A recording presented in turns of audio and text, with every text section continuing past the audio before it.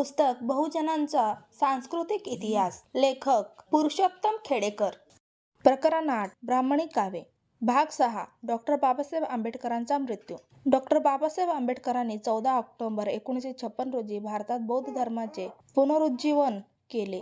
तत्पूर्वी ब्राह्मणांची मनुस्मृती जाळली होती. भारतीय राज्यघटनेची निर्मिती करून कायद्याची तरतुदी ब्राह्मण, क्षत्रिय, वैश्य, शूद्र, अतिशूद्र, सवर्ण, अवर्ण ह्या सारख्यांना एकाच ओळीत आणले. त्यामुळे सध्या शोध न लागलेल्या ब्राह्मणी विष्णू अवताराने बाबासाहेबांना 6 डिसेंबर 1956 रोजी संपविले. बाबासाहेबांचा स्मृतिदिन आंबेडकरी जनता विसरावी व इतरांच्याही डोक्यातून काढून टाकण्यासाठी 6 डिसेंबर 1992 ला ब्राह्मणाने तत्कालीन प्रधानमंत्री नरसिंहराव यांच्या मार्गदर्शनाखाली राम मंदिर, बाबरी मशीद पाडले. तो विजयदिन ब्राह्मणांचा. आता 14 एप्रिलला एखाद्या वर्षी काही पराक्रम दाखवतील. बुद्ध जयंतीला अणुबॉम्बस्फोटाची चाचणी झालीच आहे. युद्ध नको बुद्ध हवा हा आपला नारा नारायणाची कानी पडत नाही. डॉ. बाबासाहेब आंबेडकरांचा खून त्यांच्या ब्राह्मण पत्नीनेच रामदासी ब्राह्मणांच्या खास निगराणीखाली केल्याचे उघड होत आहे. आंबेडकर प्रेमी तशी चर्चा करू लागले आहेत. हे काही नमुने आहेत. आजही हे थांबले नाही.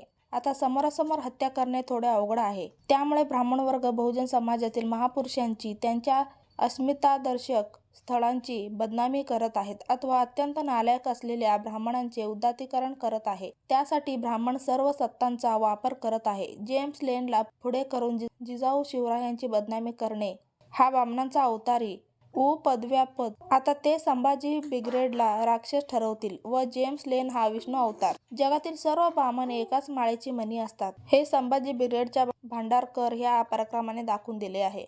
ब्राह्मण समाज व्यक्तीपेक्षा संस्थेला किती महत्त्व देतो हे त्याचे उदाहरण आहे. जगातील एकच ब्राह्मणाने जेम्स लेनना मदत करणाऱ्या ब्राह्मणांचा निषेध केला नाही. उलट स्पर्धा परीक्षेत ह्या बंदी असलेल्या पुस्तकावर प्रश्न विचारला. प्राथमिक शिक्षणात ब्राह्मणांचे स्तोम वाढवले आहे. अनेक सण, उत्सव, महोत्सव हे बहुजन समाजाच्या अपमानाचे क्षण आहेत. इतपर ते क्षण आपण सण म्हणून आनंदाने साजरे करतो. म्हणून बहुजनात जागा हो आणि आपल्या उज्ज्वल वर्तमान भवितव्यासाठी ह्या देशातील प्रचंड मोठे भटिकारस्थान म्हणजे विष्णू अवतार मला समजून घे. चॅनेलला सबस्क्राईब करून ठेवा. पुढच्या व्हिडिओमध्ये विष्णू दशावतार भटित होतांड बहुजनांच्या अपमानाचा इतिहास पाहणार आहोत.